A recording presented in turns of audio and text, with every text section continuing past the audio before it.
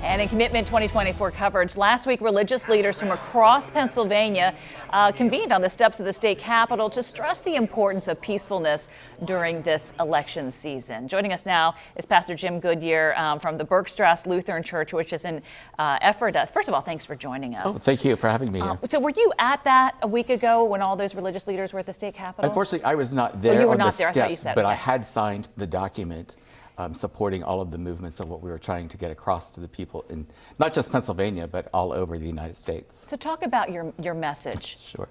So we as faith leaders understand that these are very trying times for all of us, and especially when there are, let's just say we are not of all of the same opinions and of same minds. And we are very much aware that this type of kind of temperature where we're at right now can actually split families apart, can provide distance in working relationships and all of that. And even in faith communities, it can also be a dividing.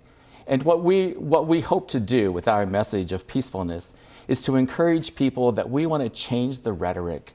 We want to change the rhetoric from a type of despair and kind of like boredness, because we truly believe that there is really hope in everything that we do. And if we can instill hope and do that, it just, it seems so easy to do, but it begins when actually we just sit down with a conversation and learn to talk to each other and understand that, our differences will actually make us a better as a whole. It makes us stronger. It makes us stronger. With all these differing opinions. Was this brought on because of an incident or just because of the political climate that we're in? Just because of the political climate that we're in and the fact that, this is an important election for us. And, how do we get together with all of this? And as I said, it just kind of raises a lot of questions among people. And as people of faith, we understand that questions are important. Mm-hmm. And we don't all have to agree, but I think what we can all agree on, though, is that we want to have a climate of hope and to dispel any kind of violence. I always say that this may be a difficult Thanksgiving season for us, depending on, who gets into the White House and where your political leanings are. What's your advice to those families that are, a lot of families that I've seen are divided where they stand as far as their views and whatnot, and how do you get that peacefulness when you've got such strong feelings about your candidate or your issue? Sure. I think it comes down to just learning to be able to understand, to listen to what each other has to say.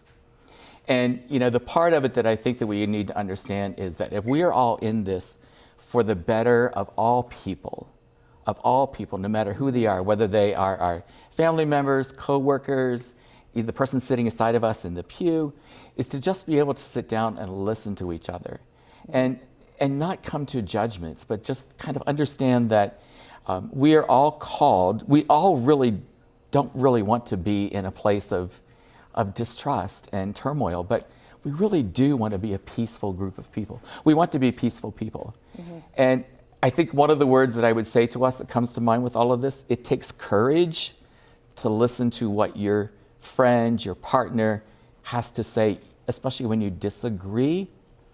But if we can hold into the idea that we're in this not just for you and I, but we're in it for all of the people whom we have and share life with. You mentioned you have to listen. Listening is one of the toughest skills to master, as you know. Yes. But in this political climate that we're in, why is it necessary, you think, for the religious community to get involved in this? Because politics and religion, we just kind of try to keep those a little separate. We don't like to talk about them. I know. But yet they coexist. They're the two issues you don't talk about, by the way. But no, but they I'm coexist. They coexist, and they are part of our lives.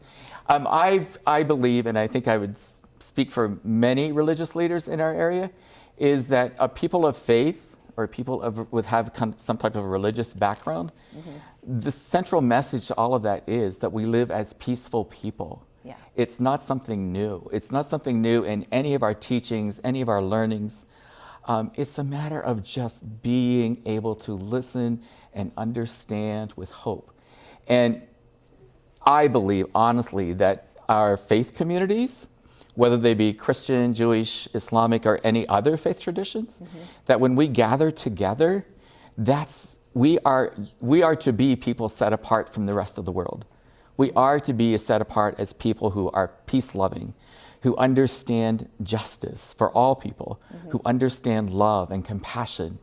And it takes work. And it's okay to have differing views. It's okay to have differing, but like you said, absolutely, it makes our world absolutely. better. Yeah. If we all agreed on the same thing, it would be a very boring world. Boring, wouldn't it? It would be very boring. So we could just learn to just sit and do just like what we are doing right here. Just having a conversation. Jim, I appreciate you coming in and spreading the word of peacefulness. I hope peaceful heads prevail as we make our way towards the November election and beyond. For there's a lot of issues out there in our world. All right, thank you so much.